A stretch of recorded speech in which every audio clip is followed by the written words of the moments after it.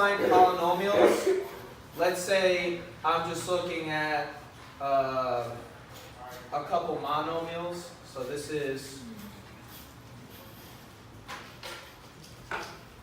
these are like single terms, meaning this is a binomial. So a monomial is just a single term connected with multiplication. There's no addition involved.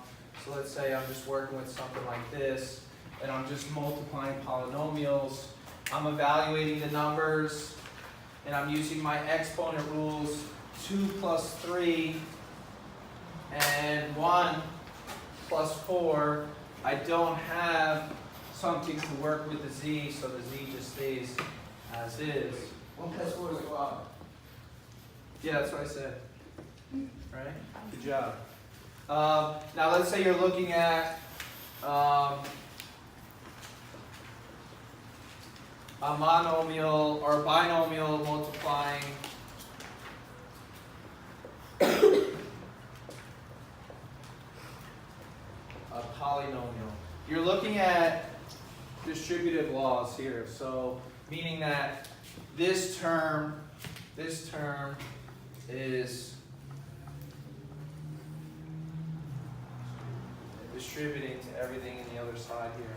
So you could go ahead and go through that. Now same thing, 2x to the third, you have the 1 plus 2. You have the 8x squared.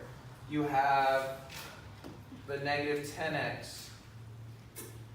Your exponents are adding to each other. And then once that's completed, then we're looking at this distributing here. The plus 3x squared, the plus 12x, and the minus 15. And then we're looking at like terms. We could look at like terms here.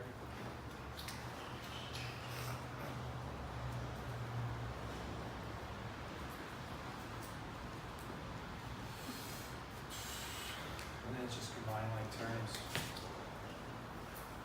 Oh.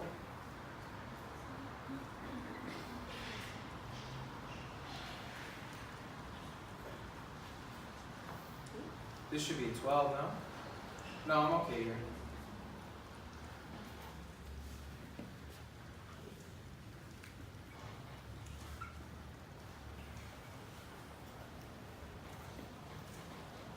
It's like a double foil, in a sense, right?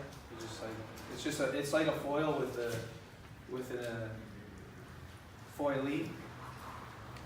First, outside, inside, last. Yet another. I don't know if that works. And then you could have also, you could see, and I like to approach these a little bit differently. You could have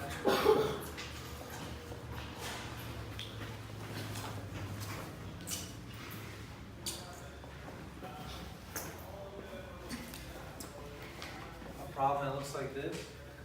Now this seems to be a lot. I think it'd be difficult to work this and foil this to all three, foil this to all three. I think that'll lack some organization. So if I'm going to organize this, what I would like to do is say, okay, what am I doing? I'm doing 5x squared times x squared plus 7x plus 2.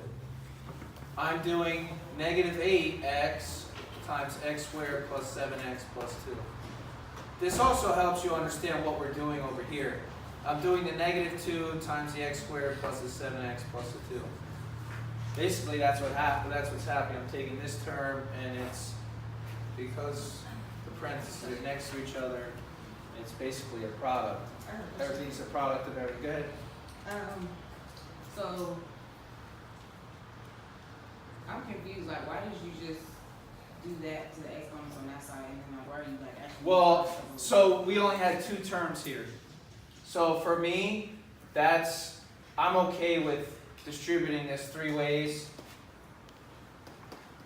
Okay, once I get to 3 terms, that's going to be a much longer line. I feel like I'm going to make some mistakes, so I'm just showing you like an alternative approach to having to solve this. Once I go through this, you'll see, right? So check it out. I'm going to have 5x to the third plus 35x, I'm sorry, that's to the fourth, 35x to the third plus 10x squared. Now when I do this, I'm going to stack my negative 8x to the third underneath.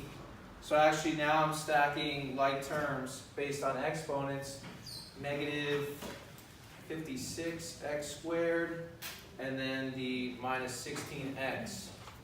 And then the negative 2x squared minus 14x minus 4. And now I can see like terms right away. Here I'd have to actually dig in and find some. But imagine I have this set of 3, this set of 3, and then another set of 3. You're looking at 9 separate terms. Here it's nice and neat, and I can just work top to bottom. 5x to the fourth plus 27x to the third. That's a 58 minus 58, and I'll take the 10. So I'll call it negative 48x squared minus 30x minus 4. I just feel like when I get to something like this, this looks a lot more manageable to work with because I have 3 separate distributions where here I only have 2. So all you did was just break it down, like make it separate? This right here? Yeah, I'm saying like the whole process. That Yeah, I could do the same thing here. I could do the same thing here.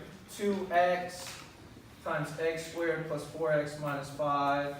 And then 3 times x squared plus 4x minus 5. I could do the same thing here. And then be able to 2x to the third plus 8x squared minus 10x. And then the plus 3x squared. Now what happens is that once my variable changes to 2, so I have 3 times x squared, I basically shifted over one column because I'm matching up the x squareds with the x squareds, and then that helps me.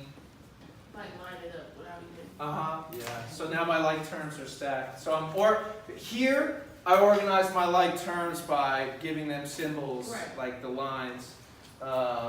Here I'm organizing my like terms by putting them in columns.